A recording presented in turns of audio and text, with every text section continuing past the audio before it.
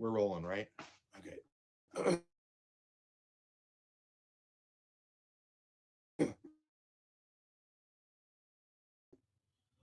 I'm Beatbox Jake. I am a fairly Brighton area of Michigan. I am both a guitarist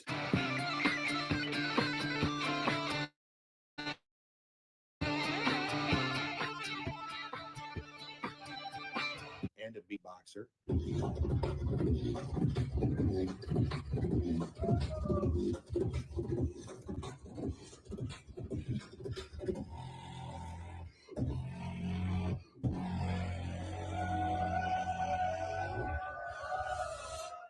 And I practice to be as good as I possibly can at both. Um, Live, I can do just beatboxing the whole time and be good. It's interesting. It's fun for the audience, the whole thing. But what sets me apart is I will actually loop the beatboxing and guitar, and I'll do some shred work over it. And, like, it's melodic, but I do like to be show offy and pull out some crazy techniques and stuff.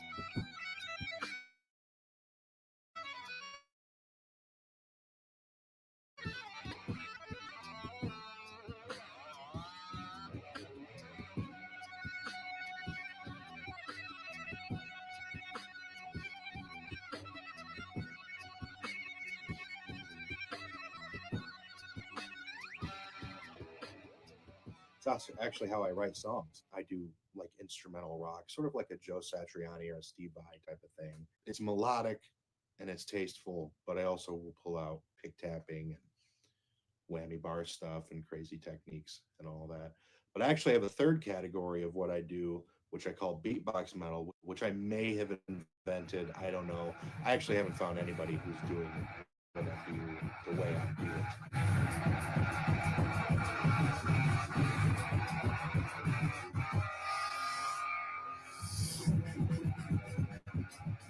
Beatbox metal, I forgo the loop station stuff and I play guitar and beatbox at the same time in sort of like a thrash metal style. It's a lot of fun, high energy, crazy, and it's still instrumental. All my stuff is actually technically family friendly because I don't have lyrics.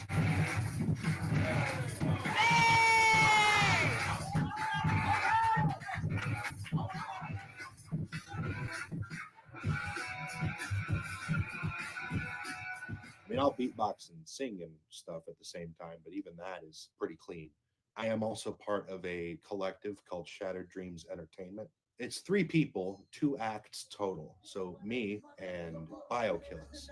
Talking about club, and even the fuck up on the club. Damn it, he's panicking. Mental is fucked. Intended to when I said no, because he don't know I'm standing here mentally fucked. When it like to the low, I'm messing behind me like I give a fuck. I ain't wiping it up, just ain't gonna turn back to it. And when I feel the need to act stupid, two very good friends of mine, Clep and I, for him and I talk every day throughout the day, talking about our progress, what our plans are to get done that day, and ideas and whatever.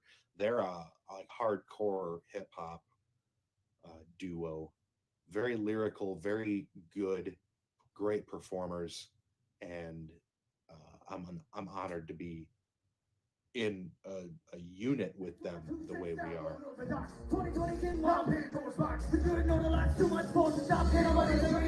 They've actually been extremely helpful to me in ways I could have never, I would never even thought. Like I didn't even think about getting merch until I talked to them. You know, like selling shirts and stuff. It never crossed my mind. And they're like, no, this is a very helpful thing to do. But I've actually done everything from garage shows to bars to arenas, big festivals. You can put me anywhere and I'll do well live.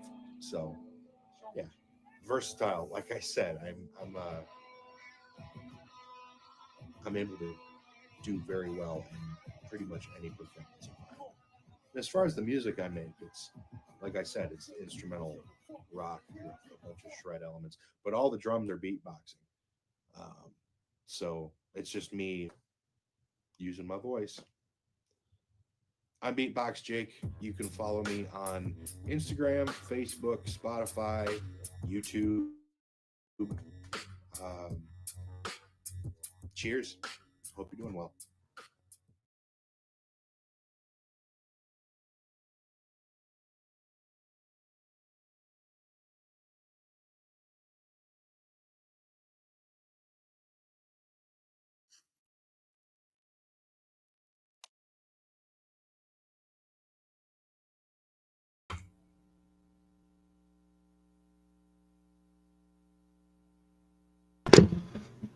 Damn mute button every time. What up, everybody? How's everybody in the chat doing today? What up, Cartoon, Bizarre, Rude, Teasy, Nate, Cash, Devin? What up, Whoop Whoop, Josie,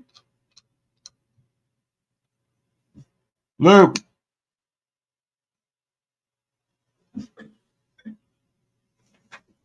Oh, there he is. I am Luke now. What's up, buddy? Big ups to Cartoon Bondurant popping in here saying I'm his biological step uncle. That's hilarious. Yeah, Cartoon's dope. Yeah, him and I we've only met once, but he's a good dude. I like him. Yeah, real chill. What up, Luke? Rushed. I feel rushed. Feel rushed. Like the band. Yeah, I feel like the band Rush. I feel like fucking Neil Peart right now, Lee. You didn't look at my message. Yeah, we got Luke 2112 up in here, 2112, baby. Hell yeah. Hey, fucking what's up, everybody in the chat? I got to meet Bizarre and Teasy. Hell yeah. How they do? I got to meet my awkward ass too. What's up, Jay? Sorry, not to cut you off. How did you, when and how did you first get into beatboxing? So when I crash landed on Earth back in the mid 90s, I was looking for stuff to do because Earth, you don't get to come here too often. So I had to find something interesting, and that's kind of what caught my eye. You wanted to stop here before we destroy ourselves?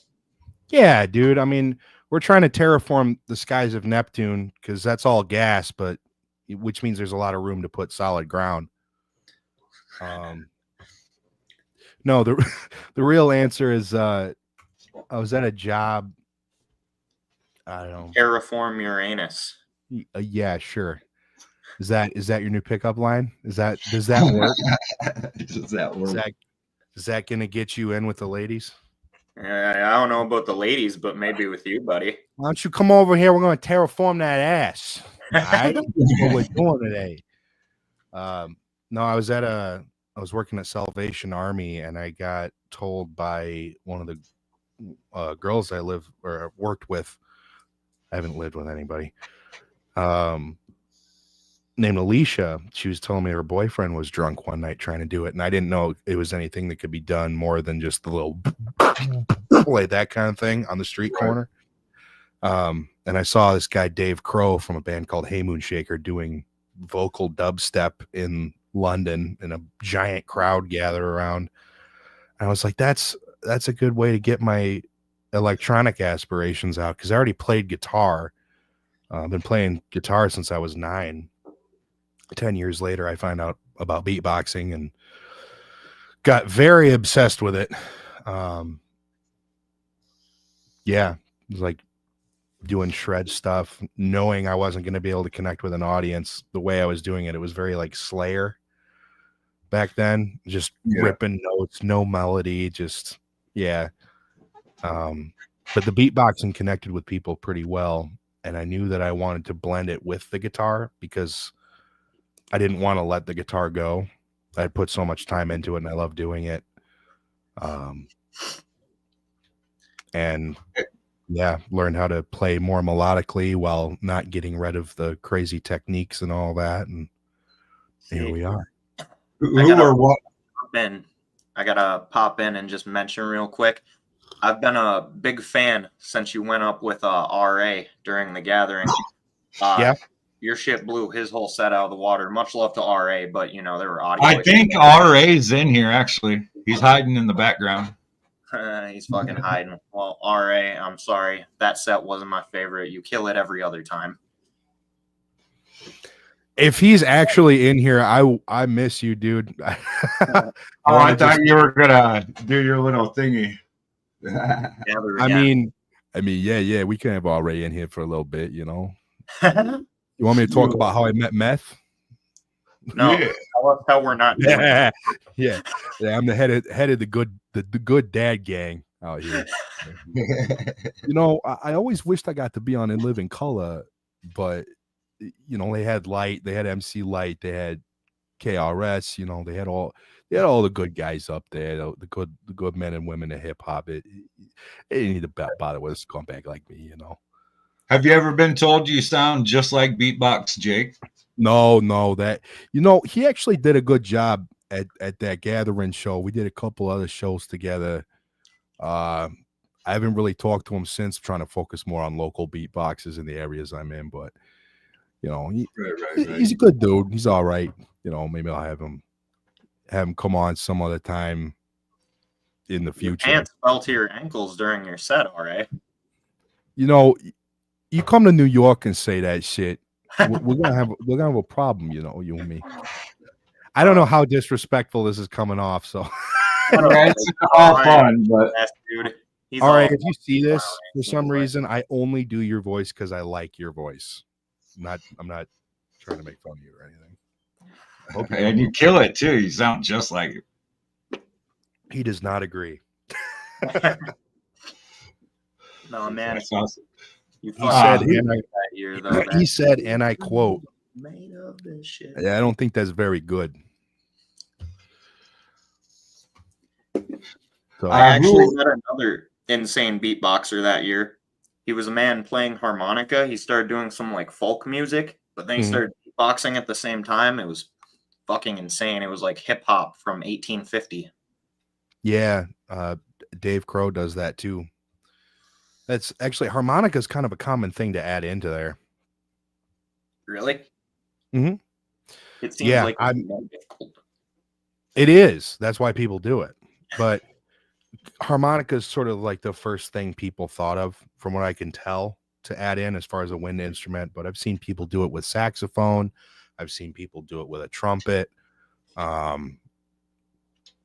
it's a really good showman type of thing to do. Just because it looks impossible. How do you manage to sing while beatboxing? What?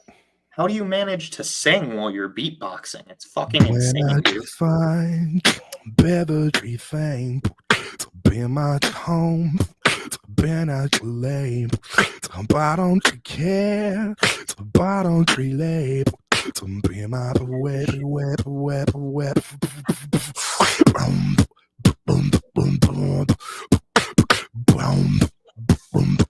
Better than any beat I could ever make. Huh? That's better than any beat I could ever make. We'll see about that. Spend like 15 minutes with a beat making setup. We'll see what you come up with. Oh, I have beats. They're ass. Jug Devin, where'd you see me with Biokillers? I love those guys. Hell yeah, they're dope. Who and what were your early influences in beatboxing? Well, Dave was the one who made me want to do it to begin with. Dave Crow from Hey Moon Shaker. Reaps One is easily my biggest influence. He's the one who made me want to get good at it. He's a guy out of London, and he's actually doing a lot of great stuff with pushing voice as far as it can go. He's done a couple TED Talks now, and which is cool because I messaged him once. I'm like, I want to see you do a TED Talk. Never messaged me back because we don't know each other. But then he did like 2 or 3 TED Talks. He was actually part of a neuro. Oh God, what was it? Neurology? Yeah, it was a neurology experiment. They stuck him in, I believe, an MRI machine or a CAT scan machine. And I don't know the difference between the two. And they measured his brain activity while he beatboxed, and they compared it to a beginner beatboxer to study what's called expert behavior, where the brain will, there's more brain activity in a beginner who's trying to perform a skill. That's because the brain is searching for process. It hasn't whittled it down to this needs to happen along with this, and these muscle contractions need to happen. It hasn't whittled all that down yet. So expert behavior is when the brain has more localized activity while the task is being performed. Okay. And it becomes much more second nature. Like beatboxing is just like talking to me now. That's so yeah, funny. and that's insanity. Like I couldn't even fathom like what it would take to do that. You for sure put your 10,000 hours in. Oh, way more. Yeah. Yeah, this is with me at all times. I can practice in the car. I can practice when I'm walking and people are looking at me weird. I can practice if there's an open mic nearby, you know. It's cool. It's a cool skill to have. I can kind of create a positive situation anywhere I'm at. B-boys and beatboxers are the aspects of hip hop that have kind of slipped away a little bit, and I miss it. It needs to come back. Yeah, B-boys especially. I actually don't see. I've seen graffiti art events, but I've only seen a couple dance events. I actually walked in on one by accident over in Detroit at the Russell, and that was really cool to see. But yeah. Oh, you were at Max Bar. That's where I met Cartoon. Oh yeah. Do you have how do you approach creative original beatboxing routines or tracks? Well, a lot of times it happens when I'm just kind of playing around with it in passing, or if I'm doing some of my more intensive exercises, like I'll put on a metronome and do one steady beat on repeat for 10, 15 minutes at a time. That can get pretty grueling, but sometimes I'll be focusing on that groove and I'll be thinking about it in different ways. And then after I'm done with the exercise, I'll take it off into some other direction, play with it, what words will go in there. Sometimes it'll start with maybe a little rhyme scheme that I had that I don't have anything else to do with. I'm not much of a lyricist. I can write lyrics. I just don't very often. I used to write as complicated as I could back in high school, but I just kind of fell out of it. I was more into guitar and beatboxing that was after school. Beatboxing came after school, but I was more interested in the guitar stuff. And then a lot of repetitive. Yeah, a lot of repetition, a lot of trying, like I'll come up with a groove and I'll practice it more and more until that becomes second nature, because the patterns aren't always that easy. So I'll be sitting there going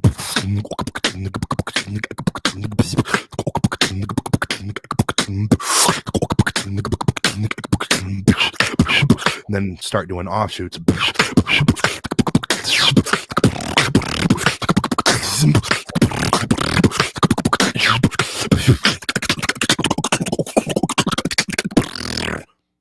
Start playing around with it. Do you ever have to like sneeze or yawn mid-performance?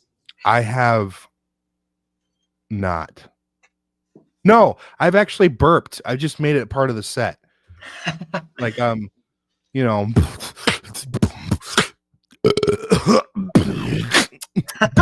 just keep going. Yeah, crazy rhythm, dude. I have coughed before, and I made that part of the set. I was like,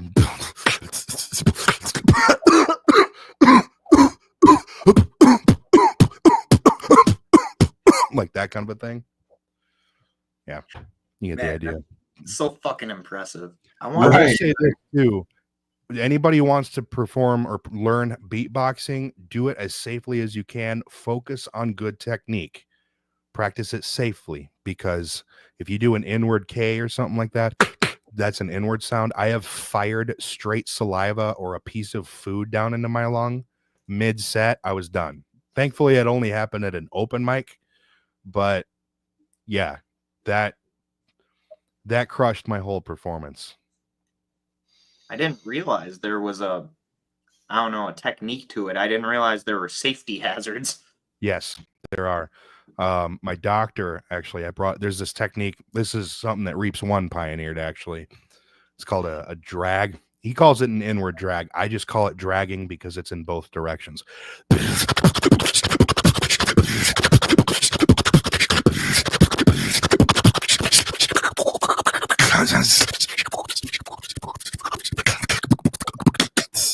That's just breathing.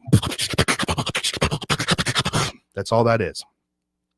When you It's hit those controlled scratch breathing. points, dude.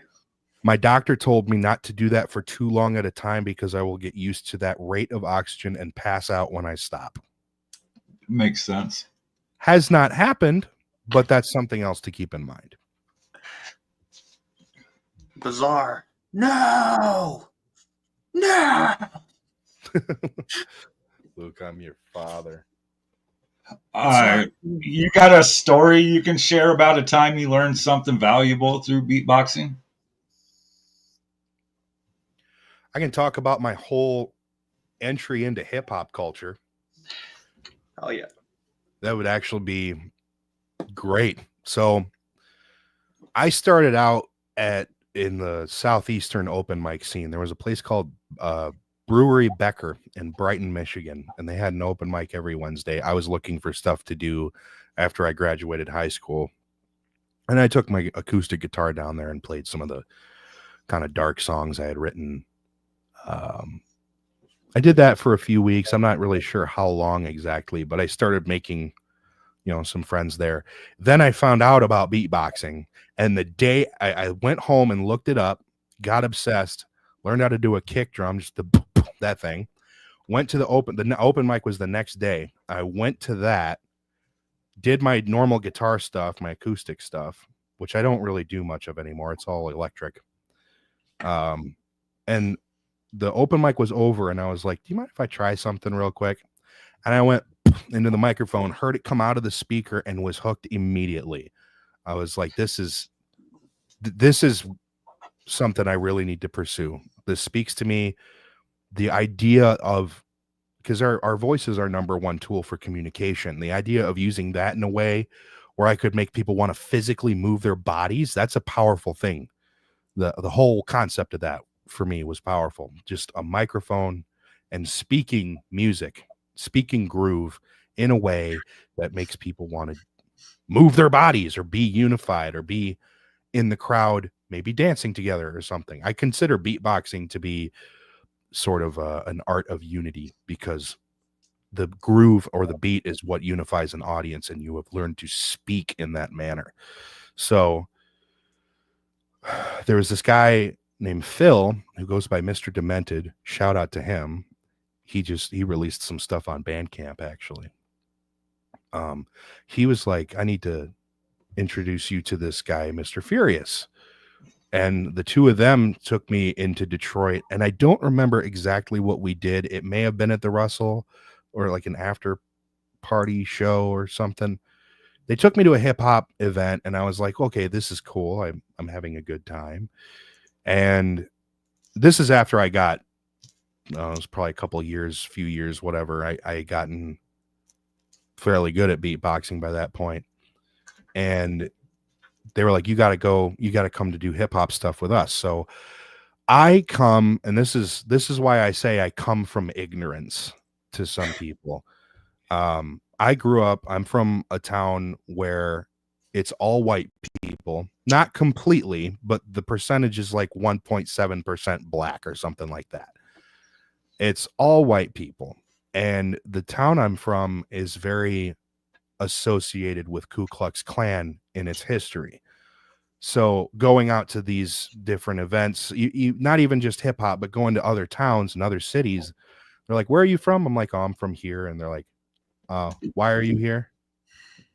Like, You're what? from Whoa, what's that about? Stereotyping you just because where you're from. Yeah, and it didn't get bad. It was just they had an attitude immediately, and then when they found out I had no idea what they meant, that's when the conversation shifted. So anyway, they take me to this hip hop event, or maybe it was at Ziggy's. I don't remember. But I wound up going to another one, and I met this guy Kool-Aid Cam. He's one of my best friends now. And now I'm hanging around people who are not white. I'm hanging around. We got more Asian people. We got Mexican people. We got black people. I'm like, this is pretty cool.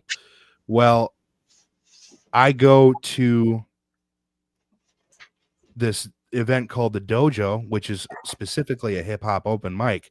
And you got to understand, coming from where I live with all white people, I was raised by my parents not to be like that, to be very open to people, not a racist, none of that. Right. But the opportunity to put that into practice was not there because there was nobody to talk to that wasn't white. So all I had to go off of was what I saw on TV. I'm like, okay, so I'm going to hang around people who are from maybe a bit more aggressive than I'm used to.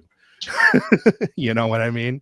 Like I said, ignorance. So, and by the way, ignorance doesn't mean you're stupid. It means you have a lack of perspective or knowledge or information. So I was lacking that. So I go to the Dojo, this hip hop open mic I was told of. I'm sitting there and the place starts to fill up. Everybody in there is black. I am the only white person there. And I felt like I was out of place.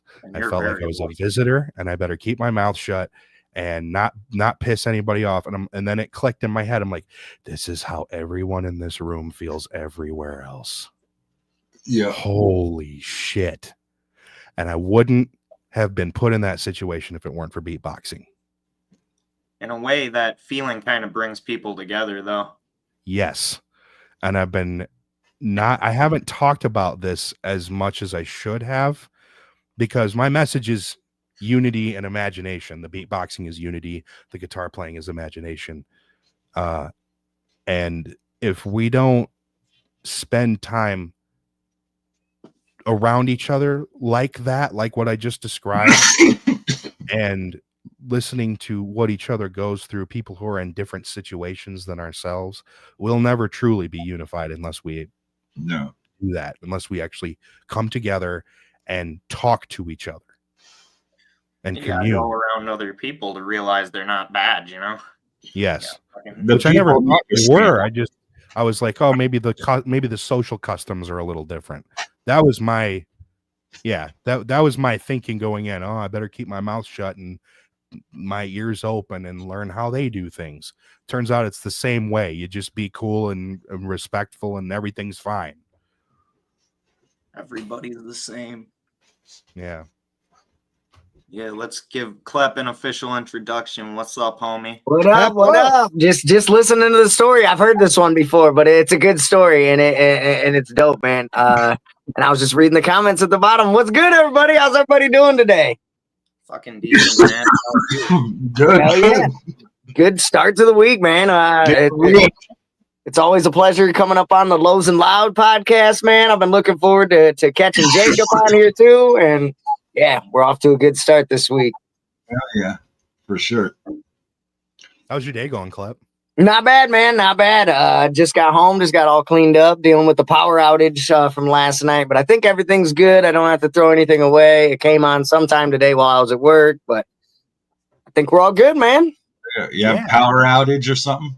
Yeah, we were out not for power outage, but thunderstorms, I meant. Yeah. We had I don't know if we had a tornado touchdown locally somewhere close, but there's all sorts of trees uprooted, power lines down, and shit got way tore up. It happened last night at 6, and I mean we're all good. We got the power sometime during the day today, but yeah, we're all good now. Crazy Nobody shit. was hurt and shit. That's Yeah, good. yeah. It sounds like everybody's all good. I didn't hear of anything too serious reported, but just besides like some down lines and shit. No fatalities or there was. I think there was a car accident, but yeah, I think that was the worst of it. So That's good. hell yeah, hell When we yeah. were in Columbus for Juggle, Ohio, there were a lot of car crashes. Oh damn, that sucks. How was that event? I saw some pictures. It looked dope. It was fucking dope, man. The second day I was tripping a bit too hard to really enjoy it, but I had a great fucking time. I Hey, got that- some of the people in this here chat as well. They got to see how awkward I am in person. Hey man, that's all right though. That's all right. And it's all that matters that you had a good time, man. That's what's up. That's what's up. And you made it back safe. So hell yeah. I heard Darby stole the show though. Darby fucking killed it, man. That first night, I swear, I think Darby's crowd was a little bigger than Ouija's. You know, I got No mad love shit. for Ouija, but shit, people went off for Darby. See, Nice. I like Darby over Ouija. You know, I'm probably the odd man out here, but Clockwork set was the best for me. You know, Hell yeah. Clockwork. then He Ouija always and Darby. Kyle and Bill always do good though. Yeah, they always kill it. I gave fucking Saganumo a chance finally. I should have given him a chance way sooner. It should, when people tell me, like, oh, he raps in Spanish, I'm like, oh, I don't know what he's going to be saying, you know? Hell yeah. I could be, like, rapping along, you know? Hell yeah. I'll fucking dig in, like, Spanish or something. I don't think that's what he's, you know? Man, yeah. I get into some shit like that though. That's like alternate languages and shit that I'm not used to. Like I listen to this fucking I think she's a Russian chick, dude. And I don't understand a single word this chick is saying. But I dig her shit. I don't even know the name of this chick. She's got a song called Schmetterling, which means like butterfly or something.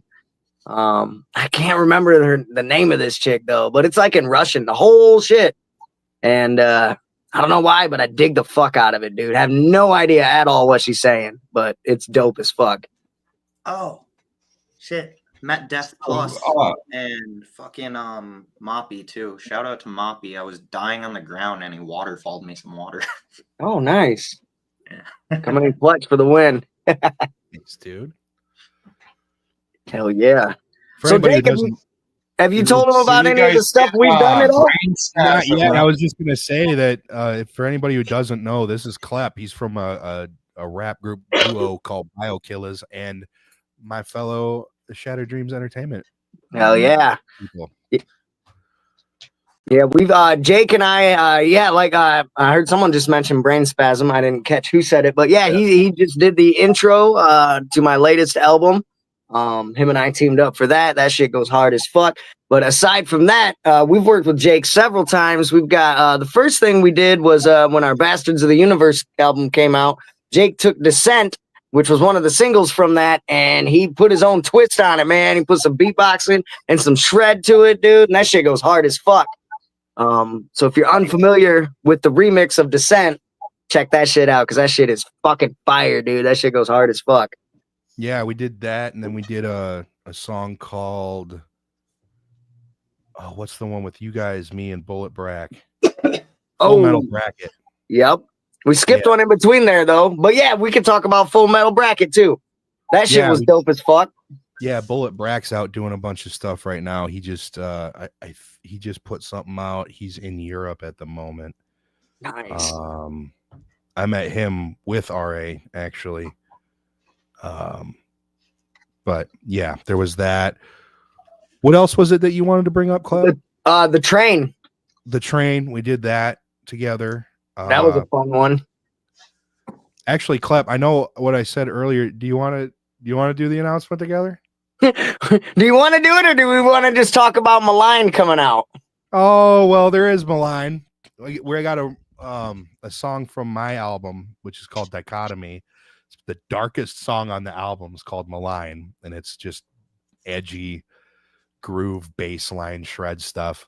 But it's very fucking eerie. It's frightening from the get-go, dude. And so he called us in to make it even more fucking ruthless and dark, dude. And the song is a fucking banger, dude. I'm a big remix fan anyway, but it's nice doing this shit with Jake shit. You know, because his shit is all instrumental. So he took my line and he added some extra twists to it and everything to accommodate our verses, our super ultra dark horrorcore verses to it, dude. I'm telling you, this shit coming out is some fucking.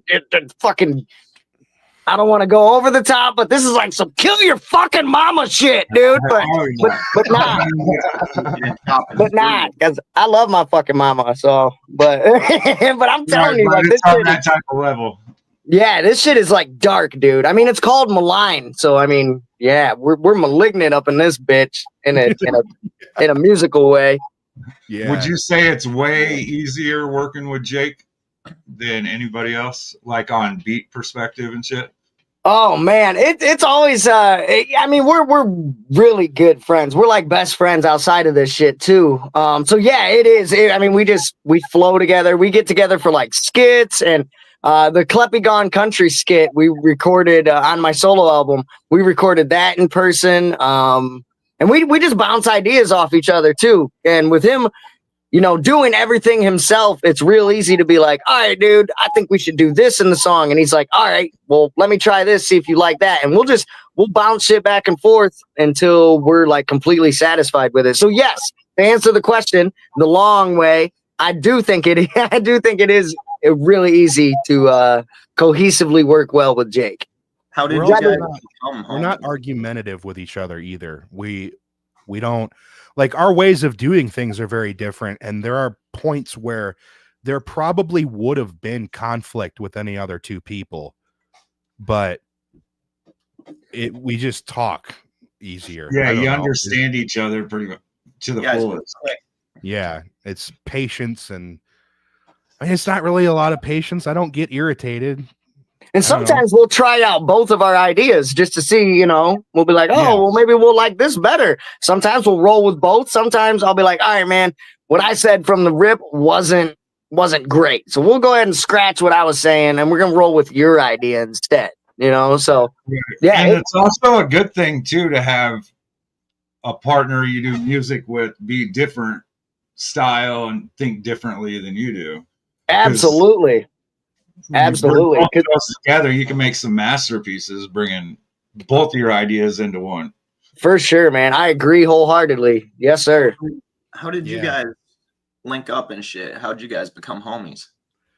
Dude, that was the biggest fluke I've ever been a part of in my life. Crazy. Yeah, Well, so crazy. I'm out here. They live an hour and a half away from me.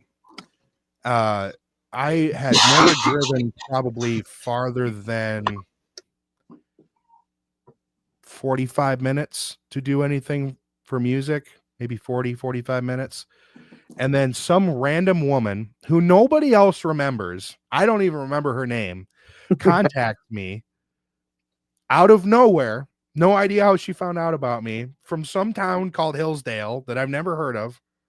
And she's like, I want to put you on a bill with this rap group and this rapper and this industrial artist and then this guy. And I was like, I like new experiences. I'll do that, I guess. Well, at some point the show got dropped and this guy, does he still go by DJ Hammond? Is it Chad? Yeah. Yeah, Yeah. He's just going by Chad Hammond now. Okay, yeah. So Chad Hammond picked up the bill and put it on at a different place. And I went out there, we all met, and we got along to the point where it was like you probably would have had to separate us in a classroom. And then Klepp was like, you brought up the idea of Shattered Dreams to, I think it was everyone. It wasn't that night. Maybe it was like the second night we all performed The together. second night we all got together. Yeah. We were just at the beginning stages of forming Shattered Dreams, starting our collective and wanting to handpick everybody we wanted to be a part of it and roll with. And you were hands down the first choice. And they hadn't even seen me play guitar yet. It was just the beatboxing. Yeah, that was solely based off of just his beatbox performance alone. Yeah. I've gotta say, have you ever heard of the one man band? He's an old dude, you know. He was on like the Ed Sullivan show and shit like that. But Yeah, I've heard of them. Yeah, he'd come out playing harmonica, singing, banging the drums. He had shit on his back too, you know. You kind of remind me of that. That's dope. Nice. one-man band. Yeah, that was He's definitely used that caption in some of his reels he's posted. I think just recently, didn't you? what are you talking about? Use the caption one man band or whatever. Oh yeah, I have been doing that lately because it's more of an easy description of what I'm doing. Right. Rather than me trying to explain, oh well, I'm a shredder, but not just a shredder, and I do that. It's such a complex. Yeah. But I don't know. I was thinking about it, Clep. Do you think we should talk about the thing? I'm down. We can real fast before we talk about the thing. We are working on the final installment of the Bastard Saga. Little shameless plug here for BioKillers, and Jake is gonna be heavily riddled throughout that album as well. Aside from being on my solo shit and doing the remix shit, the third and final installment of the BioKillers Bastard Saga, we're gonna have him all up in that. And if you want to go ahead and do the honors, man, you can drop the bomb on him. One more thing before I do that. Sure. Klep's album is called Chatter in the Skull, and I'm featured in different spots throughout it.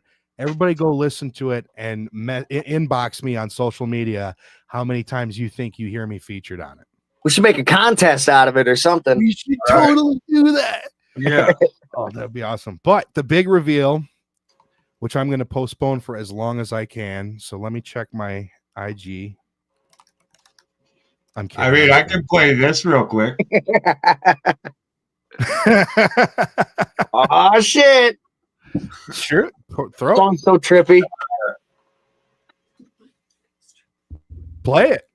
Yeah, let that shit blast. I got this problem. It's very quiet. What you're about to experience. Hence, brain spasm. An introduction to the chatter in the skull. Build me up, tear me down, build me again. It won't ever leave my mind. Cause my mind is here. Build me up, tear me down, build me again. It won't ever leave my mind. Cause my mind is here. I don't succeed, take it if I'm taking it. Be positive, I'm caught up in my mind. And I keep trying to break up out of it. I'm negatively positive, I'm positively negative. I suffer every day because I'm caught up in my head. I'm positively negative, I'm negative. Be positive, I'm caught up in my mind. And I keep trying to break up out of it. I'm negatively positive, I'm positively negative. I suffer every day because I'm caught up in my head. Remember that morning you didn't like that little thing I said, that he grabbed me by my neck, choke, slammed me on the bed, miscalculated and I hit the head. Morning said that oh bloody morning, 15 wishing I was fucking dead. It's easy to picture me, see me with CTE. My whole life seems to be life beating me. Trained to believe and maintain the brain like an EDP. Believe you me, when I hit the psych ward at 24, that shit was easy straight. Especially after the suicide attempt and the shit that you said to me. Bitch, I should have been deceased and now I'm fucking rocking it. They keep my name about their mouth or I'ma shove the cock in it. You rotten bitch, you know I'm sick. You know I spit this toxic shit. A psychopath, they phoning it. You know I rock a doc. Slip, obnoxious and I'm passionate about everything. My hand is in, I accept that I am damaged, and that's why they can't stand. I will panic when they realize my life could up and vanish. And as long as I got my family, then turn the mic to a home and expand again. Just follow the chatter. Build me up, tear me down, build me again. It won't ever leave my mind, cause my mind is here. Build me up, tear me down, build me again. It won't ever leave my mind, cause my mind is here.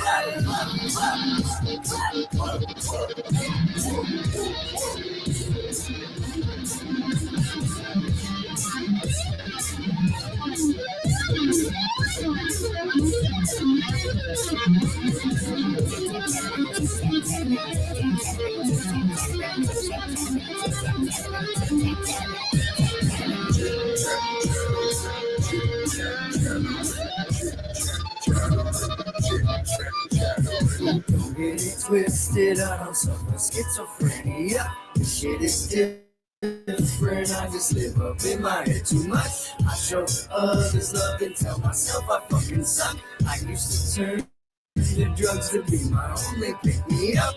So yes, I did some of this shit to myself. Well, became an addict. Shit, I am no victim of hell. No wealth. Life sometimes is a picture of hell. Just know that I'm living it well. It's been shattered dreams. I pick up the pieces and now I got vision for sale.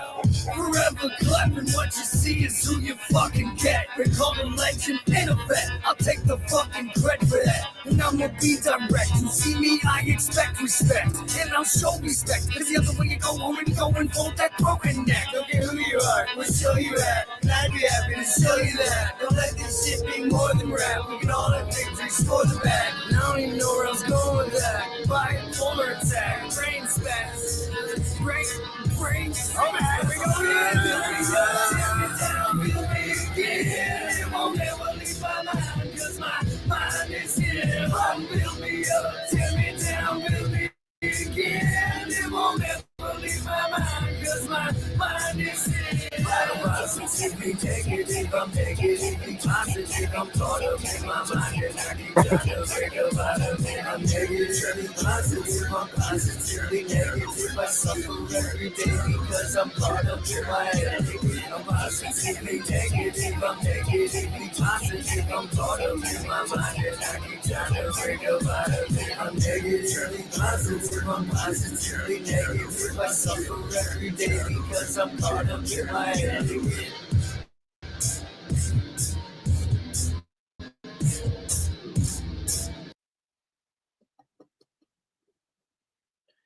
Hell yeah, dudes. Fun fact about that song. When Jake first, I told him what I wanted for the intro track or whatever. I told him I wanted him for sure on my intro and it needed to be fucking insane.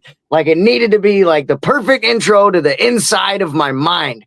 And he sent me that instrumental, dude. And I was so fucking intimidated by that beat that it took me forever to actually sit down and write to it and get it finished. Because I knew what I wanted. I loved the fucking beat and I did not want to fuck it up. So like I was actually pretty intimidated by that shit when I first got it for a good little while. You killed that shit. Thanks, bro. I appreciate it, man. I had a lot of fun doing that one for real. Yeah, that was actually an old song I wrote long time ago when I was first experimenting with a laptop. And I got like the Shure SM57 with the XL2. I don't remember the name of it, but it was a direct plug-in for a microphone on the XLR end, and it went right into USB. It was also made by Shure. And I would sit on my floor with the laptop on the floor here and an amplifier here with my guitar, and I would position it in different ways, and I would try and write these things with like a little drum programming machine. This was before I could beatbox. And I would sit there and map drums out each hit and play my guitar. I'm like, this needs to be emphasized here and this. And I would sit in my room for hours trying to make it the way I wanted. And that was a song that was like that. Hell yeah. That's dope. That's some perfectionist shit. But big reveal is that Klepp and I are working on a collaboration album together. Hell yeah, the big news. You heard it here first on the Lows and Loud podcast, ladies and gentlemen. Yeah. Whoop, whoop. Hell yeah. The exclusive, man. Shattered Dreams Entertainment presents BEATBOX Jake and Klepp, a full-length album, dude. We're going hard with it. We're like 5 songs in right now. 6. Yeah, probably, yeah. 5 or 6 songs in. Don't have an official release date or anything, but everything we're working on for it is really fucking fire. And without revealing too much, we're getting an absolute legend of a genre on this collab album. I'm not telling anybody which genre or anything yet, but we're already working with a fucking legend for this bitch. How many tracks you guys doing? We don't know yet. Yeah, we haven't fully. We're just kind of going to keep making tracks for it and everything and just see where it kind of takes us. Everything so far kind of has a certain feel to it, so we're going to keep going in that direction. You guys trying to shoot for like 12? You got a number you're trying to shoot for? Or no. You're just just kind of winging it at the moment. It was something we just kind of started toying with. And in between, like, he's working on his next solo album. I'm working on BioKiller shit and my art. my next solo album is already halfway done as well. So we're kind of just chipping away at this as we're getting the inspiration and the feels for it and everything. So we don't have too much solidified, but there are 5 songs that are already written, recorded, everything. So Is there kind of a central? Nope, Do you mind if I talk, Clap? Do you mind if I talk a little bit about like sort of the song, like the types of stuff we're doing? go for it, man. This is your podcast. So it started off with my mentality maybe not being the best for the project.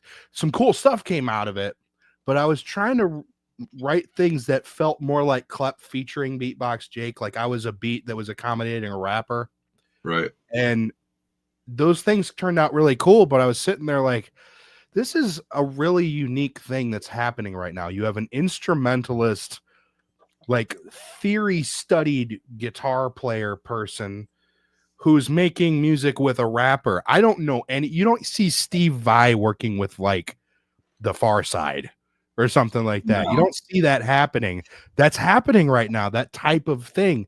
I'm like, It's well, a maybe very Ozzy and Post Malone situation. yeah, man, it's there's gonna be some inspiration from progressive music on here. You're gonna hear a rapper in sort of some odd situations, musically speaking. Yeah, it's gonna be fairly experimental. And we're both open and willing to accept any sort of challenges. We've kind of there's even been a beat already that Jake had sent me, and I'm like, I'm not so sure about this one, man. And then he ended up coming over and we did an in-person session and shit. And lo and behold, that song is pretty much finished now. So we're both new to, or just one of you we're new to? I was new to that style, and I was like, man, I just don't know if this is me, And Jake's like, well, listen, I got this idea for this. I really want to try this, and I want to come over to try to make this happen. And I was like, all right, bro, well, I'm open for it, so let's run it. So, and he came over, and sure as shit, the fucking wheels started spinning, and it was an excellent session. Like, it went really smooth. The song is gonna be a fucking banger. Yeah, so we're both kind of challenging each other and doing some stuff that we're both not necessarily comfortable with, but it's getting us out of our comfort zone to try new shit and hopefully make something fucking incredible. Yeah, Only I started playing around with weird and odd time signatures, and I sent one to him, and he was like, "No, no, that is whacked out." Yeah. Some things have been more challenging than others, but I mean, we're having fun with it, and we're gonna keep pushing each other to broaden our horizons, more or less. Yeah. Oh, yeah. By the way, the thing I sent him, I wouldn't expect any rapper to listen to this thing and think, "Oh, I could do that." I'd probably shut it off right away. Yeah, the thing I sent him was more like, you don't send that to a rapper. And ironically, he sent that to me also when I was like in the final stages of mixing and mastering my album and the release of that, dude. So I was already kind of like super stressed out, and then I play that, and I'm like, he fucking wants what from me, like, so it was kind of like anxiety-inducing shit for a minute, but Can you do like a little snippet of it? Of No. what you said to him? No. I'm not playing that. I don't even know what I'm gonna do with that one yet. it'll come to light at some point for sure. That's funny. I like that reaction. No. Just no. It's not quite like Dillinger Escape Plan or anything like that, but it's not rapper beats for sure. Hell yeah. So yeah, if the people who are watching have not checked out any of our previous work that BioKillers, myself, and Jake have done all together, it's available on all streaming platforms. You can check out the things that we had mentioned earlier, and we've got plenty more to look forward to. The Shattered Dreams team is steady rocking that shit. We're gonna be bringing all sorts of new flavor to everybody this year, man. It's gonna be dope as fuck. Yeah, and it's And not. don't Shattered forget Dreams that is not- little contest thingy that's going too. Oh yeah, Yeah. yeah. We better do something with that, huh? Yeah, now that we've said it live, let's Right. actually talk about that after the stream or something. I'll message you. Hell yeah. And by the way, the Shattered Dreams, the name Shattered Dreams, he could explain to you the Origins of thing it. behind that, but it's not just a label. Him and he's actually one of my best friends now. Like we talk every day. He's like, I have probably John, Kevin, Jeremy, Clep, Cam. He's one of 5 people I would consider my best friends. But I talk to him more than anybody. So yeah. This guy, fuck, I don't know where to point. This guy down in the corner, that's one of my best homies right there. Hell yeah, man. Those are the best people to work with. Let's touch fingers off screen. Hey, but yeah, that's for real shit. That's like that's the best people to work to. You know, people you can work with, people you can vibe with, and In most situations, yeah. yeah. I guess you're right. In some situations, not so much. But like, I wouldn't want to work with my wife in a like professional setting. That's No. for sure. Be careful, dude. He's all looking over his shoulder as he says it. Right? Like, I ain't scared. Autumn, if you're watching this, wait for him to get a lawyer before you say anything. Okay, please, Right. No doubt. and a bodyguard. No doubt. But yo, I don't want to take up too much of your time, Jake. I know this is your podcast interview on the Lows and Loud. Plus, I just got home. I gotta take care of a few things. But thank y'all very much for having me on here for a little bit. Bro. Always dope as fuck, dude. I love this podcast. I've been telling people about it. I've been putting a good word out there, and yeah, hopefully we can pop back in some other time. I'm gonna make sure to watch this episode in full as well, and share it around and show all sorts of support and shit. So Hell yeah. Appreciate you, bro. hell yeah, brothers. I appreciate y'all. Y'all have a killer night, and I'll catch up with you in a little while. Absolutely. All right, peace, homies. Whoop, whoop. Have a good one, dude. I'm dying over here. What do you say we play Dream Shift and then come back? All right, Oh, yeah. for sure. Give you a moment to go rock a piss. We need to rock a piss, bro. Welcome to fucking Letterkenny. Letterkenny. That show is fucking hilarious. Tell your mom to pick up Riley's mom on the way over because I double booked him, eh? I don't know. Maybe as a mini Canadian, being from Minnesota, you know, I don't fuck with it.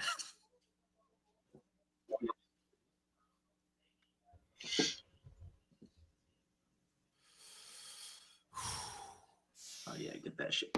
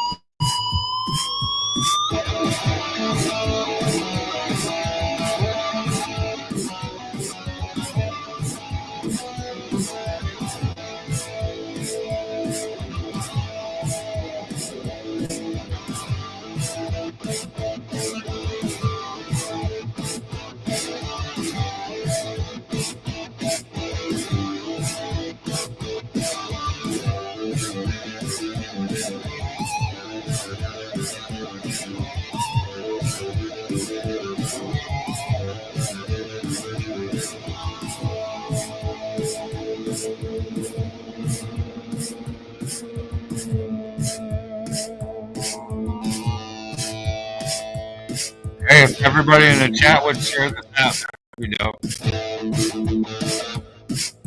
Or tell us to go fuck ourselves in the chat. One of the two.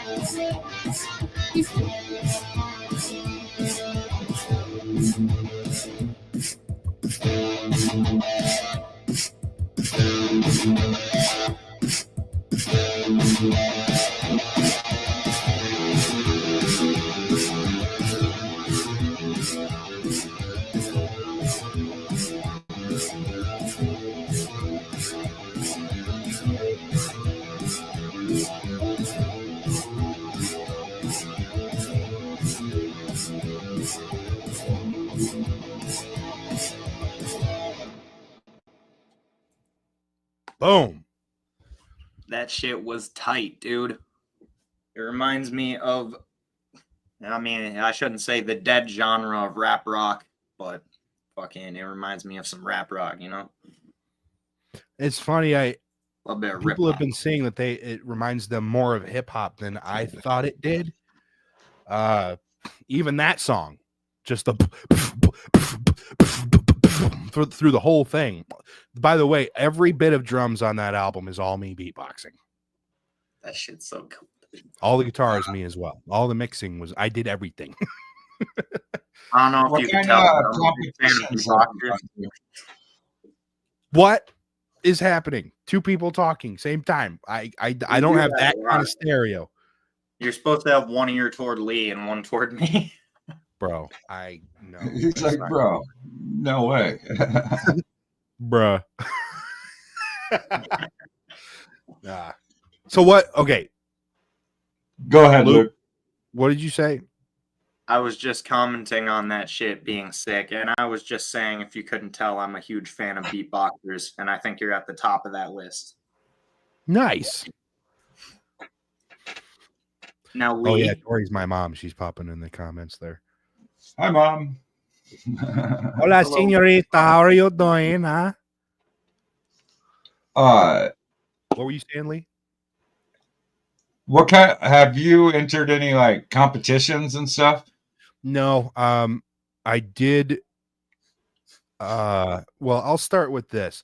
Beatboxing, most of the time, at least when I was coming up, seeing it online, like the main way people are exposed to it online. Typically, you're watching the World Championships, the American Championships, Grand Beatbox Battle, something like that.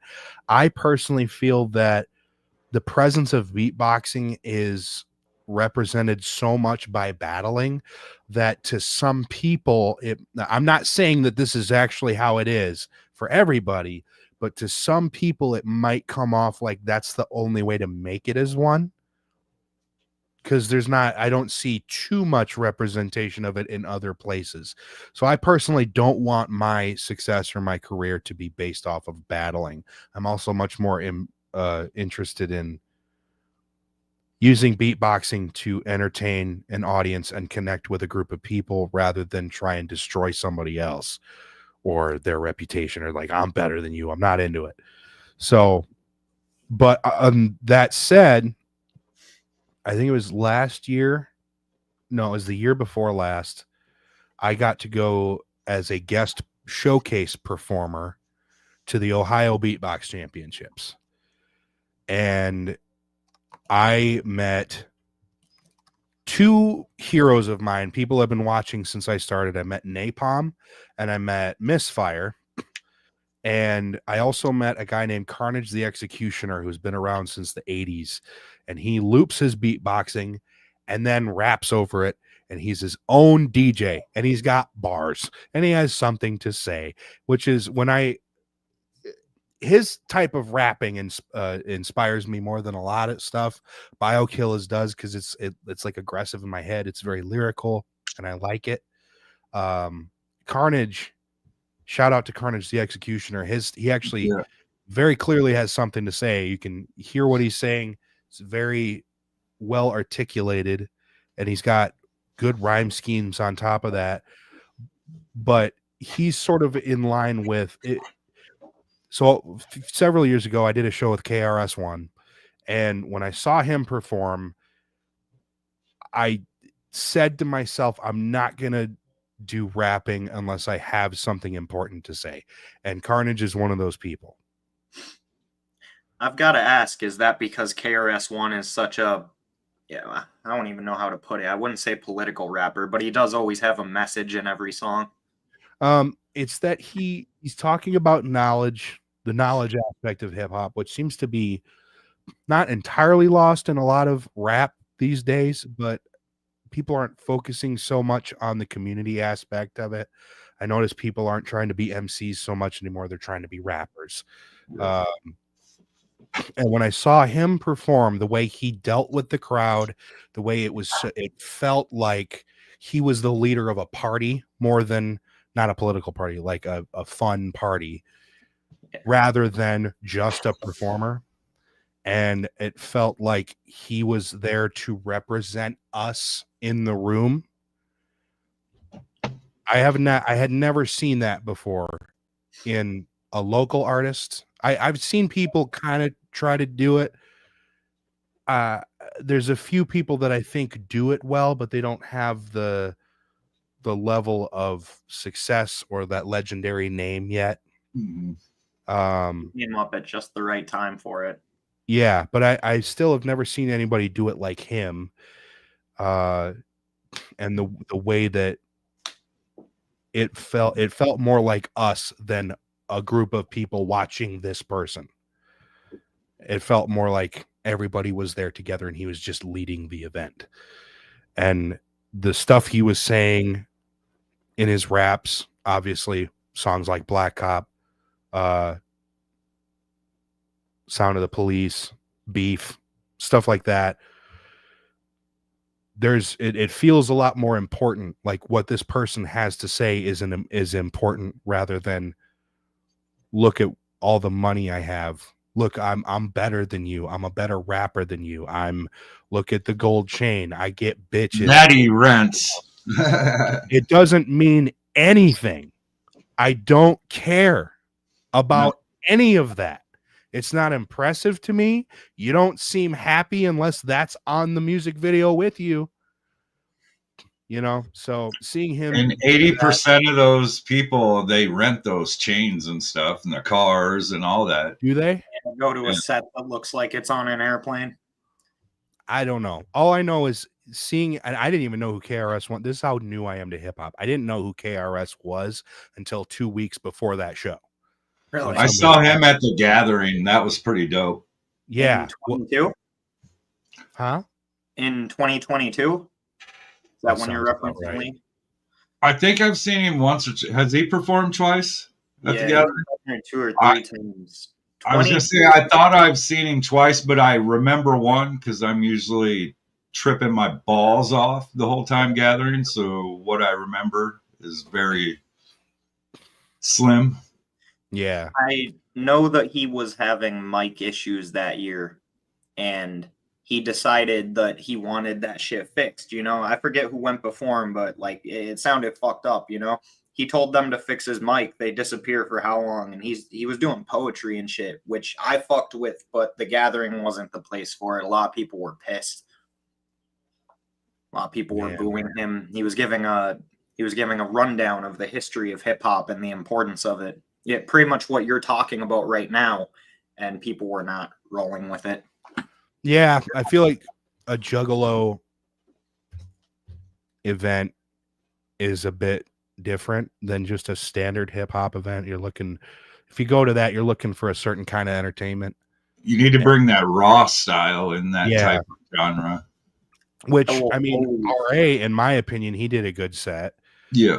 And That seeing- dude never breathes. What? That dude never breathed, it seems, when he's rapping. Oh, I can't believe he's not more famous. Yeah. But he was another rapper where I watched him perform, and it just felt different than anything I'd ever seen. I feel more like this guy's it's sort of like how KRS was, not necessarily as potent, but in his own way. Mhm. And the whole reason him and I met was because I went to a show just to support BioKillers. They were playing a show. Onyx was supposed to be on that show too, and they had to drop off of the tour, so it was RA headlining. And I was like, all right, I'm going to stick around for BioKillers and leave. I didn't know who he was. And somebody's like, oh, you need to stick around. RA calls for beatboxers. Okay, cool. I'd love to meet the guy. I don't even know who he is. So he gets on stage, and the way it felt with him, like seeing him on stage and the way he sort of carries himself on there, more than most local artists, he felt like that stage was his.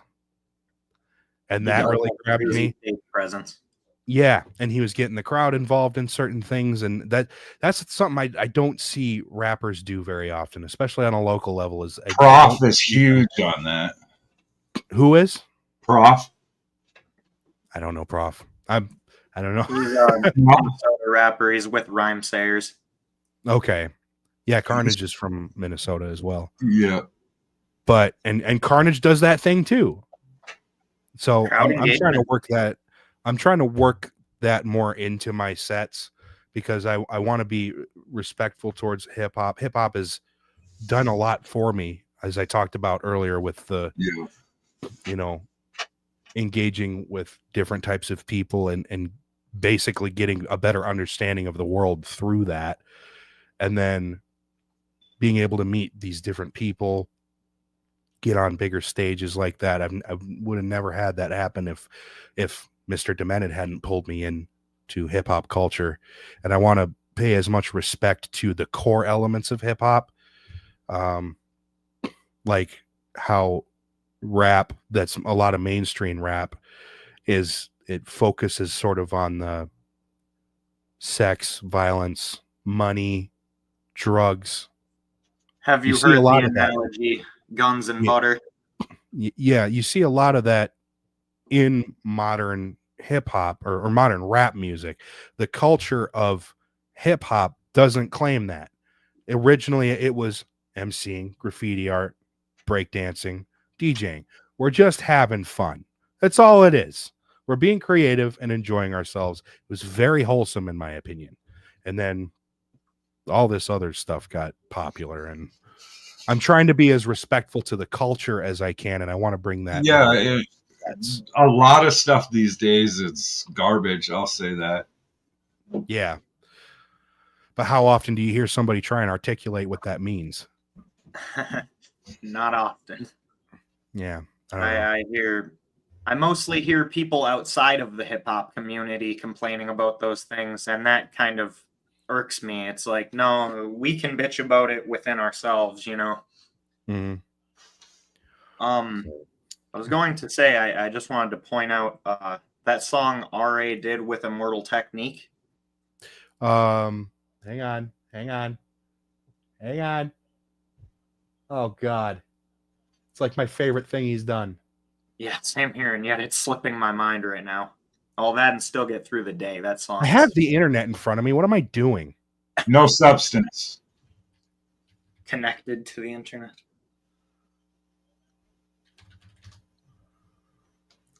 Cash is saying no substance in the comments. Maybe he's done multiple with him because I wouldn't say it was a different name. This is not what I was thinking of. Are you talking about Who Do We Trust? Yeah, Who Do We Trust? That's the one. I've also just got to point out R.A. the Rugged Man brought about another one of my favorite rappers with his definition of a rap flow contest. That's how Afro came to exist, you know? Fucking got out there, got big. Yeah. Oh, Uncommon Valor is the song I was thinking of. He's an artist you might like. Afro. He does a bit more than other people with his words, you know. He's got good. something to say. Yeah. I'm not knocking, like, make the rap you want to make, but that's just not what connects with me. No. Well, that's what I'm saying. He's somebody that might appeal more to your standards with it. Mm-hmm. What are some of? Oh, go ahead. No, you go ahead. You're just going on. Yeah. What are some of the most memorable, challenging performances you've ever had?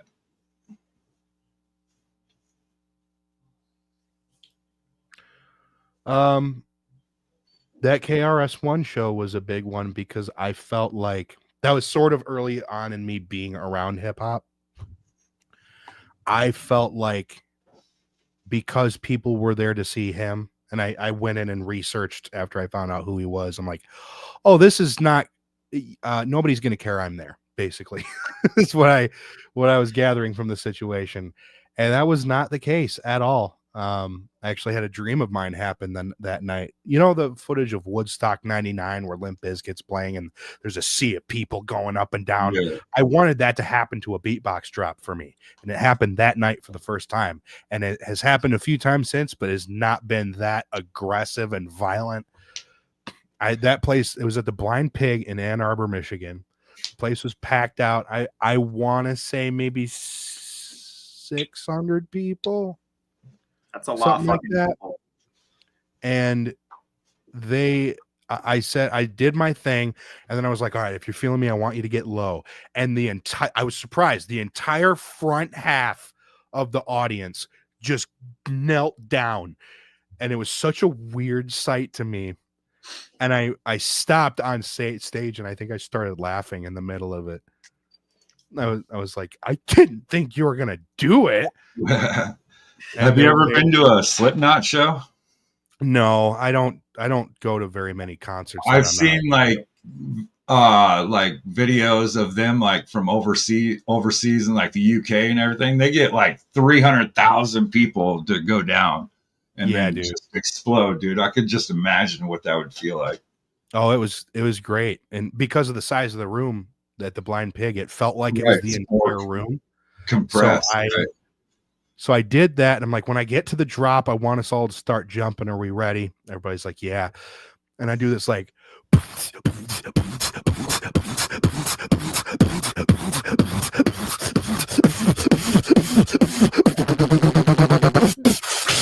and the drop was,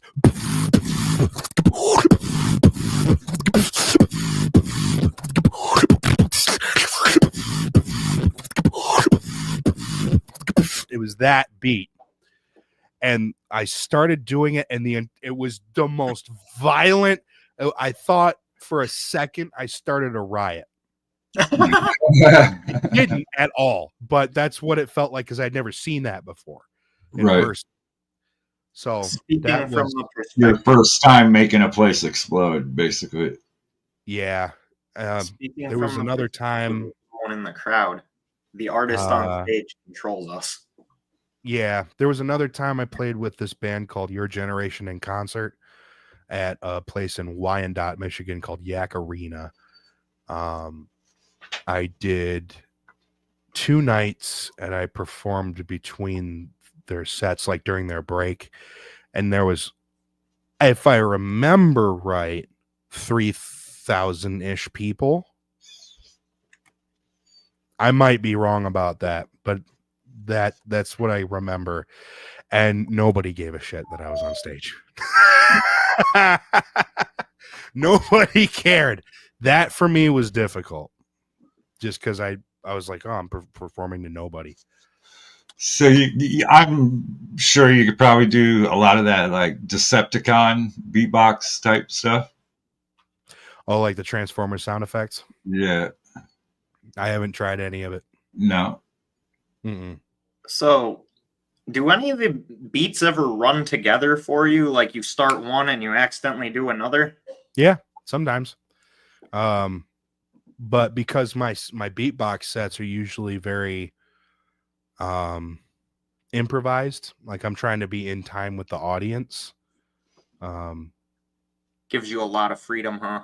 Yeah, I'm used to kind of dealing with mental flow a lot.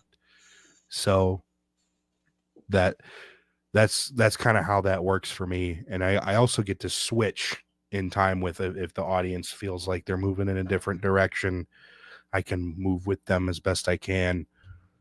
Yeah, that's part of that. Do you have any things that you'd like to see in the future of beatboxing? Urgence, potentially.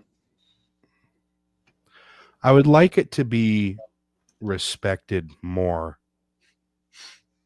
by musicians, because I feel like use it as like a money grab type thing. Yeah. It also still to some people comes off as a little novelty. So I would like that to go away, because it's very clearly a developed skill. So right. Something like that. This is something I haven't put a whole lot of thought into. I would like to see it represented more outside of battling. That's a big one. That's what I'm trying to do. You're killing it. You've mentioned Carnage and you've talked about a few other artists, but you're the first one I've ever known to actually make music with beatboxing. Not just be a beatboxer, you put songs out where you're beatboxing. I've never seen that before. Yeah, I don't see it either. I actually have not found anybody who's doing what I do. I haven't seen anybody doing the beatbox metal stuff that I do, which is where I play. Imagine Slayer, but with beatboxing. I do both at once, without looping. I haven't seen anybody doing any of that kind of stuff either. But I do study scale theory and music theory and stuff like that, and I like to be as fluent on the guitar as I possibly can. Are you able to just match a beat? Like, say if I were to just give you like 30 BPM, 60 BPM, can you just mentally hit that shit? No. I'm not good at wording things. My apologies. No. I mean, if you gave me a metronome, I could do it, but I don't have that built into me yet. It's actually something I haven't thought of before. Because usually when I'm coming into a jam situation, I give the other musicians a few bars to get going. I get a groove feel off of that and then just work my way in. That's fair. Yeah. I noticed there were no break dancers on that stage. Talking about all the elements of hip hop. There are no break dancers. But how have you ever tried finding them? I know multiple.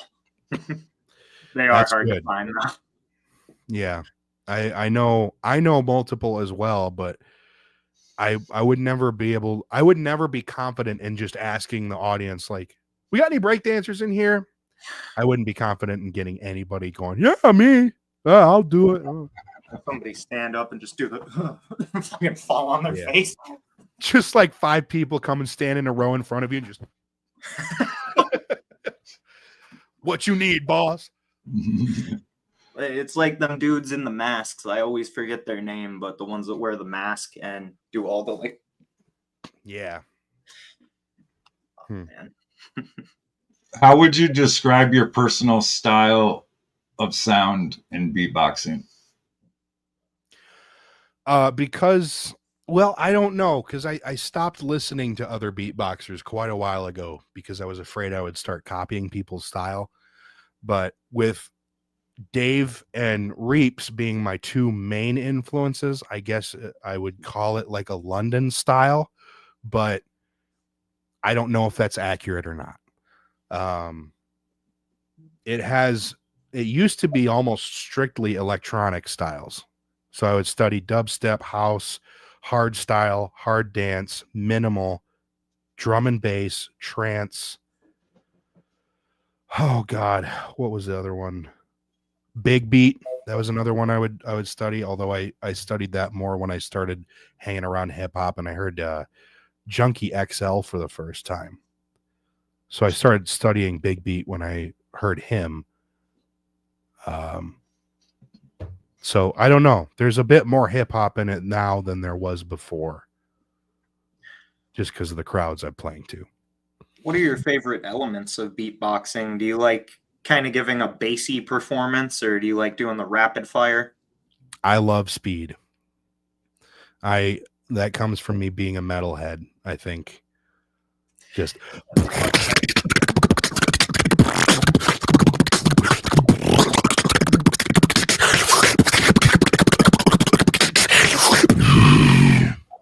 I can't even talk that fast. yeah, I adore speed. I love getting hyperactive with it on stage. I have to actively pull myself back from it because that's just kind of naturally where I want to go. And it's good to highlight that rather than lean on it too much. Having technique like that being a show off. You want to give the audience something to agree with. So a groove or a proper feel to run with before you start taking them in a direction. Because from a compositional standpoint, an argument has to start somewhere, you know? So that's an interesting way of looking at it. Yeah. Thank you. I'd like to see you really let loose one day on stage. Just fucking go for it. Yeah. I don't know. I do so much focus with the guitar work on during sets. Sometimes if I'm playing more of a rock show, I'll focus on the guitar work and then I'll give space during the set for beatboxing, like it's a drum solo like they used to have at rock shows more often. But if I'm doing a hip hop show, oftentimes I'll start with the beatboxing and then I'll be like, you guys mind if my guitar spits some bars? Fucking No. I would never be fucking one of the people saying no in that crowd. I love guitar, love beatboxing, love drum, fucking any instrument. If you can make it sound good, it's all fucking dope. Yeah. I agree. I was watching some Victor Wooten stuff a while ago, watching him play bass. And that's a good example right there. What about if you were given a note or notes to start off? Could you begin?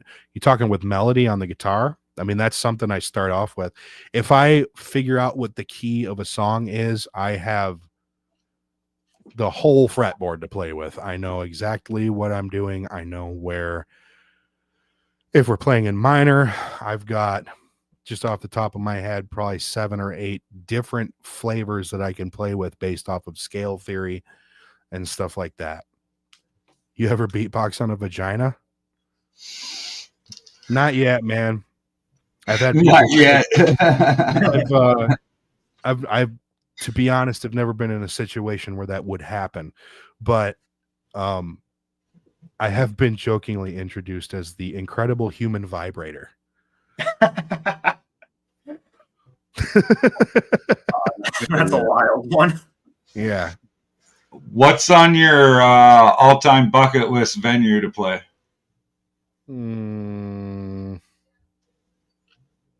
Or an artist you'd really like to work with? Joe Satriani is my favorite guitar player. He's a big one for me. Even just to talk with him for a bit, nerd out about music. Oh, dude, I'm so in.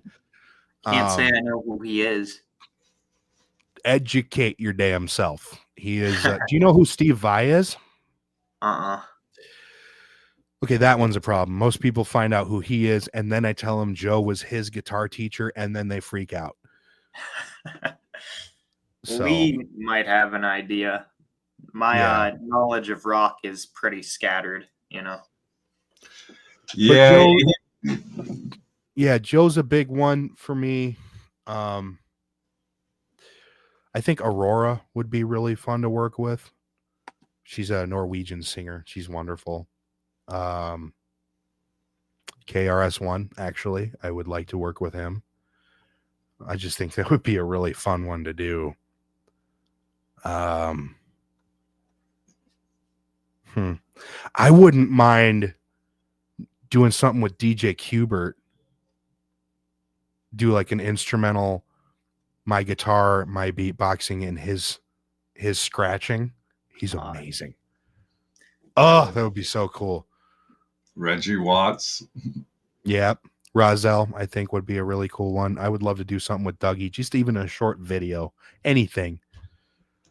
Yeah. I don't have a whole lot of like, I want to work with this person someday. Right. I'm just trying to figure. I am so much in my own lane that it takes everything I have to figure out what the hell I'm doing. I don't have time to think about trying to work with somebody else. You're an innovator. The words. You're an innovator. You're kind of the first one doing what you're doing, so you're left alone to figure out what the gold standard is. You set the bar. Yeah. I don't know. What would your best advice be for someone who's just starting out in beatboxing? Don't rush yourself. Do not well, actually, if I didn't rush myself, I wouldn't. No, don't rush yourself. Just do it as often as possible, because that's how you develop tone. That's how you develop technique. That's how you develop not choking on your own sounds. Because if you haven't practiced a whole lot, you can tell that somebody doesn't practice a whole lot when they spit a bunch. With me, hardly any. I guarantee some comes out, but hardly any at all. This is kind of a random question, but if you were to, like, say, lose a front tooth, would that change your whole sound? Would you have to just redo everything? It depends on the tooth, actually. One of the front teeth would definitely affect my ability to go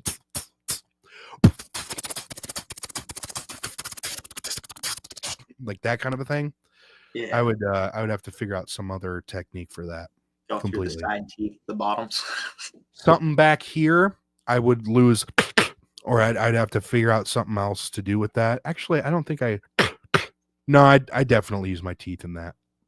It might sound more like that if I lost a tooth. Kind of a unrelated but interesting fact. Freddie Mercury had such fucked up teeth that never got them fixed because he felt it would destroy his voice if he did. I don't know. I guess that kind of depends on how much he's relying on consonants, which, I mean, he liked to speak very clearly when he sang. So I imagine that would really screw up his whole style. I mean, that's interesting. I respect it, you know. I respect keeping, because a lot of people gave him shit for it, you know. They'd call him shit like horse teeth and shit, you know, but he just said fuck it and kept doing it because he liked to sing. Yeah. You got to take care of your stuff. Like if you're a beatboxer, you got to take care of your voice and your teeth, singing, voice, everything. Kind of do the Michael Jackson thing and only speak in a high-pitched voice to maintain your vocal cords. I don't do that. That's another artist that is very controversial for people, but I respect. Yeah. We playing another one? Yeah. Well, okay. Unless you don't want us. No. This one's more bluesy. This is a good example of an argument's got to start somewhere. Oh, that's fun.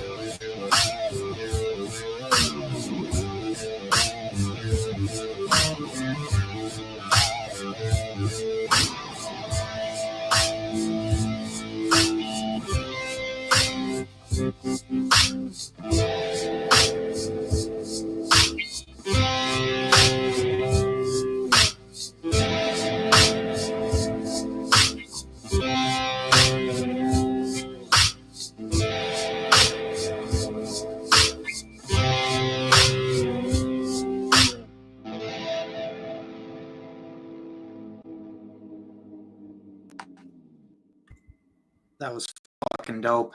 I really like that one. Nice. What was the name of that one? Smoking. Smoking. Hell Oh, yeah. yeah. The album is called Dichotomy. Yep. For anybody that wants to check out more of that, I will spell that in the chat. I know juggalos don't know how to spell. Oh, come on now. They spell juggalo. You know how many brain cells it's got to take to guess that there's 2 G's in that? Who's allowed to shit talk juggalos but jugalos, though? You know? One G. That's what Coolio was. He only had 1 G in his tattoo. Jugalo cool.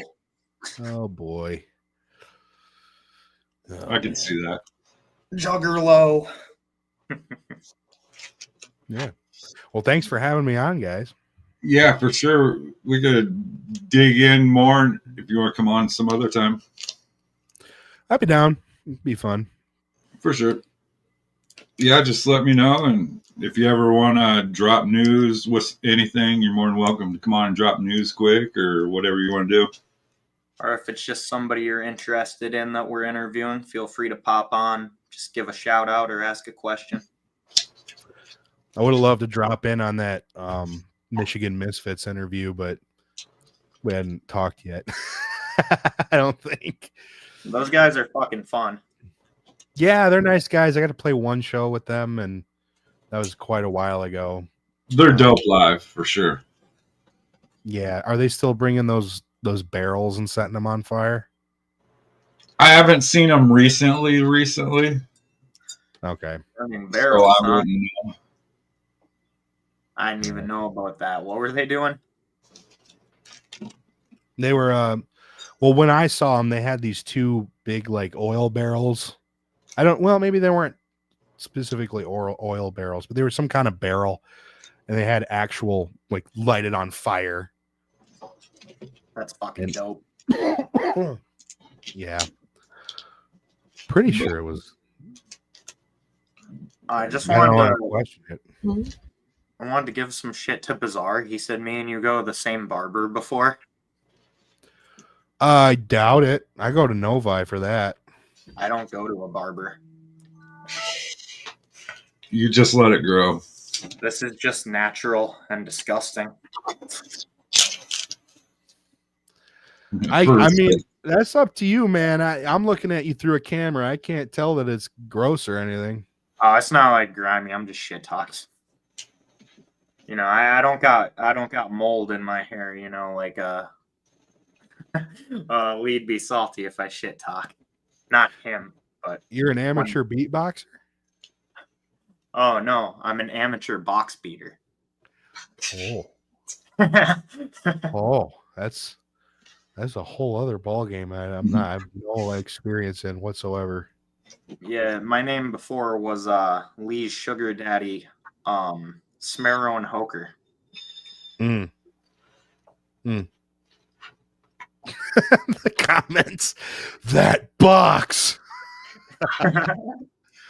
Oh, it's weird. No, you can talk shit about that, Luke, but it's very, very, very common for that stuff to happen. If you're not watching your dreads, when he cut them, there was mold in them motherfuckers. And That can happen from moisture and sweat and shit and not properly drying. You know, he fucking performed on stage for how long during those times he had dread. That's pretty common. You know, I gotta give him shit. No need to jump in front of the hail of bullets. Oh, I'm not. I'm just saying it's really more common than you probably think. Oh, man. Fucking. Oh, but Fucking 17er. Fucking 17ers. Man, so many people were saying that Juggalo Ohio is a bunch of 17ers and Juff shit, but Milwaukee, that show in Milwaukee was way worse for it. Bunch of people, there was a motherfucker that went by, saw a Carnival of Carnage and went, oh, Ringmaster, my favorite. Yeah. You'll have that. You gotta teach your people, Luke. Teach your people, bro. Well, you know, I'm like a 50% gatekeeper. I like to troll people, but then if they can handle it, bring them in. For sure. But yeah, appreciate you coming on, buddy. Yeah, thanks for having me. And Clap. Yeah. Thanks to Clap for taking time. Right. You guys are always welcome on here. And I can't wait to hear this project you guys got going on. So Oh yeah. Yeah, we don't have any really more information on that yet. So for sure. oh well. You guys got us fucking hyped for it. Hell yeah. Thanks for everybody in the chat that tuned in. Thanks for coming, y'all. Yes, sir. Everybody give Beatbox Jake a big fat whoop whoop in the chat. Yeah, make sure to go follow and subscribe. Whoop, whoop, whoop, whoop. All right, before we go, I got to run an ad clip. All right. And I almost forgot. would you prefer we play an outro song or you just beatbox and then disappear in the middle of it? We can play vibing. Oh yeah. Forest me to Maze make up a Mycology, Oh. your one-stop shop for all your trippy and mushy supply needs. We carry premium dried mushrooms, mushroom chocolate bars, mushroom gummies, blue honey, and also accessories, agar, gourmet liquid cultures, grain products, substrate, and research liquid cultures, all discreetly shipped directly to your door. Contact Lows and Loud Podcast to order today. Oh yeah. Hell yeah. Order your mushies from us. Those chocolate bars are yummy. The chocolate's so good. Is it? Oh, yeah. I'm not sure what type or recipe he has, but it's fucking delicious. I eat direct mushrooms often, but mushroom chocolate has become my... I want to make it my go-to. It kills the taste so well. I don't know much about mushrooms.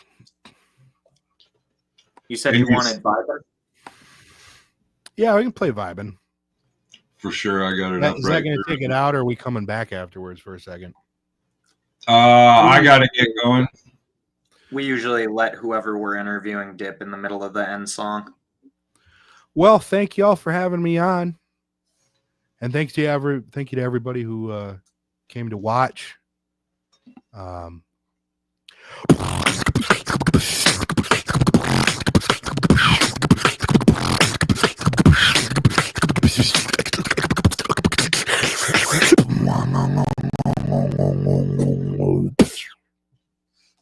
Dope. Man, I shouldn't have actually let myself fall there. I just fucked my tooth up really bad. Oh yeah, you can go to beatboxjake.com if you want to read about me. Go to Instagram, Facebook, Push my fucking... all that to follow me. This album is on every streaming platform that there is, and if you want me for an event or something, message me, or if you have a question, you know how social media works. Tell a homie to tell that homie to tell another homie. Yeah, have your people call my people, and we'll set something up. All right, it's how we do it over here. I'm slowly going back to a New York accent. Every time I'm telling people about the gathering, I already hype you up. Oh yeah, Yeah, that was Yeah, one of we my did favorite that. performances. we had Reverie and DJ Lala, and Whitney Payton was on stage with us at one point. I miss Reverie. She's got an Instagram account called Reverie Talks Too Much that I like to watch. Was she the DJ up there? No, that's DJ Lala. Yeah, she was dope too. Yeah. I miss them. But anyway, this is Vibin'.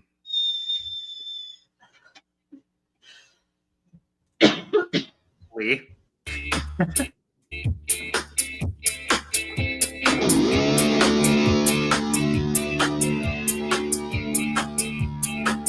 I don't know. Do you want to be on?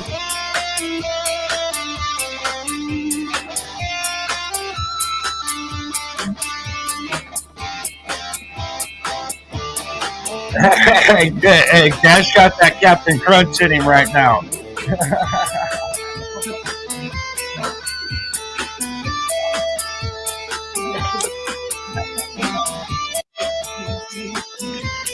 What?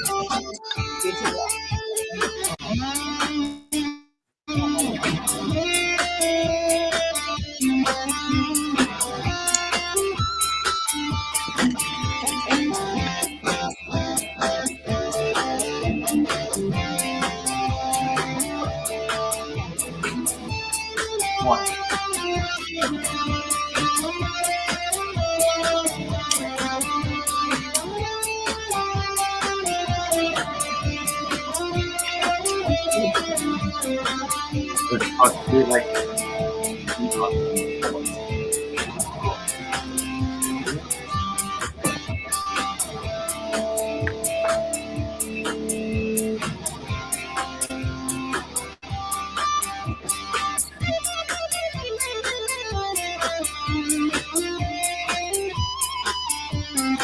what I know about what? C17, bro, your people. I know way more about ICP.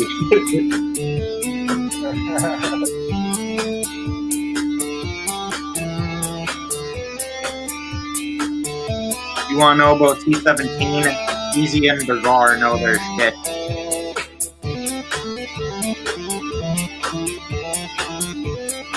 Man, this song is fucking killer.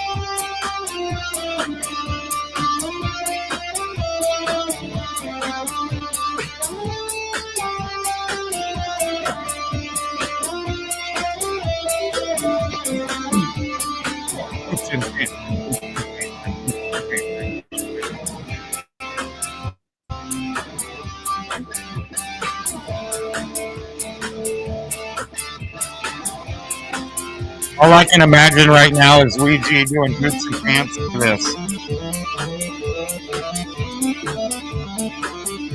People were yelling for boots and pants. What up, Josie?